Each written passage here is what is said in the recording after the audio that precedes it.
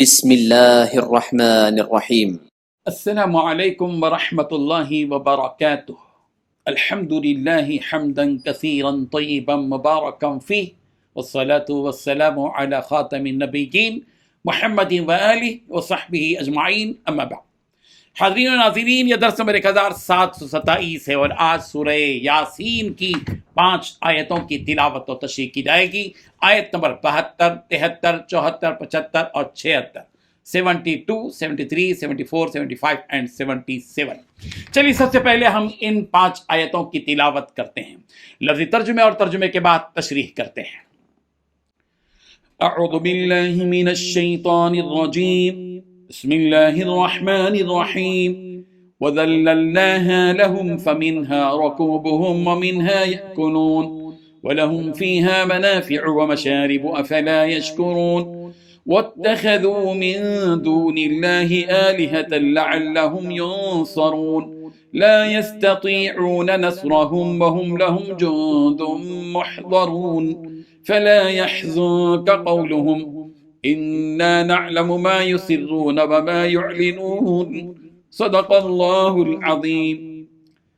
لفظی ترجمہ یوں ہے، وَذَلَّلْنَاهَا، اور ہم نے تابع کر دیا ان کو، لہم، ان کے لیے، فَمِنْهَا، پھر کچھ ان میں سے، رَكُوبُهُمْ، ان کی سواریاں ہیں، وَمِنْهَا، اور کچھ ان میں سے، یأکلون، وہ کھاتے ہیں، وَلَهُمْ، اور ان کے لیے، فِیہَا، ان میں، منافع، فائدے ہیں، ومشارب، اور پینے کی چیزیں ہیں، افلا یشکرون، کیا پھر وہ شکر نہیں کرتے؟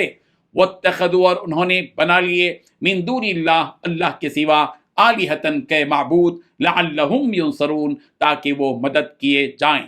لا یستطیعون، وہ طاقت نہیں رکھتے، نصرہم، ان کی مدد کرنے کی، وہ جبکہ وہ لہم، خود ان کے، جندن، لشکر ہیں، محضرون، حاضر کیے گئے۔ فلا یحزنک، بس غم میں نہ ڈالیں آپ کو، قولہم، ان کی باتیں، انا، بلا شبہ ہم، نعلم، جانتے ہیں، ما، جو، یسرون، وہ چھپاتے ہیں، وما، اور جو، یعلنون، وہ ظاہر کرتے ہیں۔ ترجمہ یوں ہے، اور ہم نے ان مویشیوں کو ان کے قابو میں دے دیا ہے، چنانچہ ان میں سے کچھ وہ ہیں جو ان کی سواری بنے ہوئے ہیں، اور کچھ وہ ہیں جنہیں یہ کھاتے ہیں، نیز ان کو ان مویشیوں سے اور بھی فوائد حاصل ہوتے ہیں اور پینے کی چیزیں ملتی ہیں، کیا پھر بھی یہ شکر بجا نہیں لائیں گے؟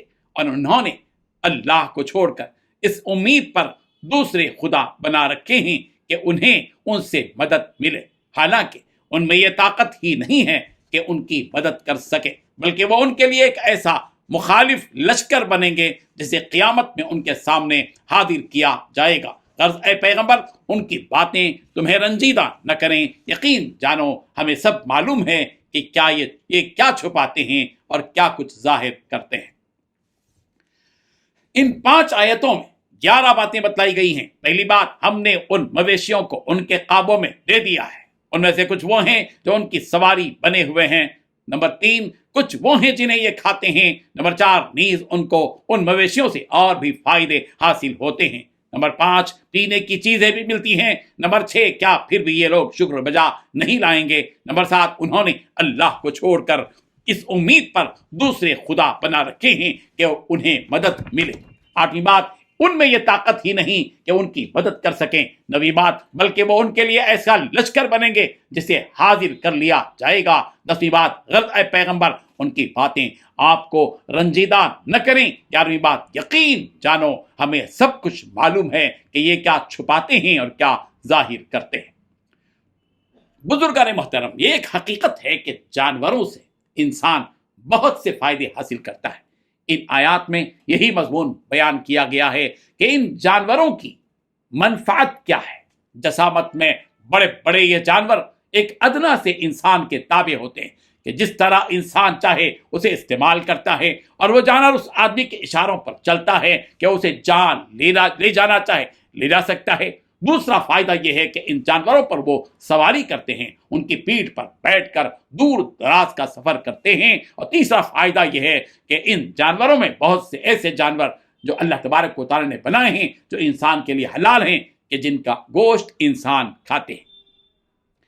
اللہ تبارک و تعالیٰ نے فرمایا کہ یہ تو چند فائدے ہم نے بیان کیے، اس کے علاوہ اور بھی بہت سارے فائدے انسان ان جانوروں سے حاصل کرتا ہے، جیسے ان جانوروں کا اون، ان کے چمڑے، ہڈی، چربی وغیرہ وغیرہ، ان تمام چیزوں سے بھی انسان فائدے اٹھاتا ہے۔ اس کے ساتھ ساتھ ان جانوروں کا دودھ بھی انسان کو پینے کے لیے ملتا ہے۔ صرف ایک جانور سے اتنے سارے فائدے انسان حاصل کرتا ہے، مگر پھر بھی ان نعمتوں پر وہ اللہ تبارک و تعالیٰ کا شکر ادا نہیں کرتا، حالانکہ ہونا تو یہ چاہیے تھا کہ وہ ہر پل اللہ کے شکر میں گزارے، مگر نتیجہ یہاں الٹا ہی ہے کہ وہ ناشکرہ بنا ہوا ہے۔ اسی لیے اللہ تبارک و تعالیٰ سوال کر رہے ہیں کہ اتنی ساری چیزیں اس اللہ نے عطا کی ہیں، اس کے باوجود بھی کیا یہ لوگ شکر ادا نہیں کریں گے؟ بلکہ ان کی حالت تو یہ کہ ان میں کے مشرکین تو اس نفع پہنچانے والے رب کو چھوڑ کر بتوں کو معبود بنا لیتے ہیں، اس امید پر کہ یہ لوگ ان بتوں کی عبادت کرتے ہیں کہ شاید یہ بت ان کے کچھ کام آ سکیں، ان کی کچھ مدد کر سکیں،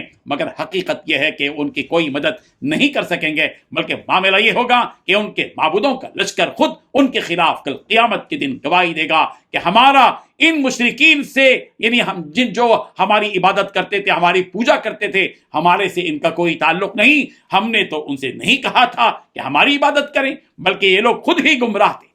اللہ تبارک و تعالیٰ نبی رحمت صلی اللہ علیہ وسلم کو تسلی دے رہے ہیں کہ اے نبی، اگر یہ لوگ ہمارے ان احسانات کو اور ہماری قدرت کو دیکھ کر بھی ایمان نہ لائیں اور آپ کو جسمانی اور روحانی تکلیف پہنچائیں، آپ کو شاعر کہیں، مجنون کہیں، کاہن کہیں، تو آپ ان کی اس حرکت پر غمگین نہ ہو، کیونکہ یہ ایسے ہیں کہ آپ ان کے سامنے جتنی بھی نشانیاں بیان کر دیں یہ لوگ ایمان نہیں لائیں گے۔ اور انبیاء کو ستانا ان کی پرانی روایت رہی ہے، اور ہاں یہ لوگ جو کچھ کر رہے ہیں، چاہے دکھا کر ہو یا چھپا کر، ہمیں سب کچھ معلوم ہے، ہمیں پتہ ہے وہ کیا کر رہے ہیں، ان کی ہر حرکت سے ہم واقف ہیں، ان کے ہر عمل سے ہم واقف ہیں، ان کے ہر قول سے ہم واقف ہیں، ان کے ہر سازش سے ہم واقف ہیں، ان کے ہر مکر سے ہم واقف ہیں۔ جب واقف ہیں تو ضرور ان کو سزا مل کر رہے گی۔ اللہ تبارک و تعالیٰ ان آیات کو سمجھنے کی توفیق عطا فرمائے۔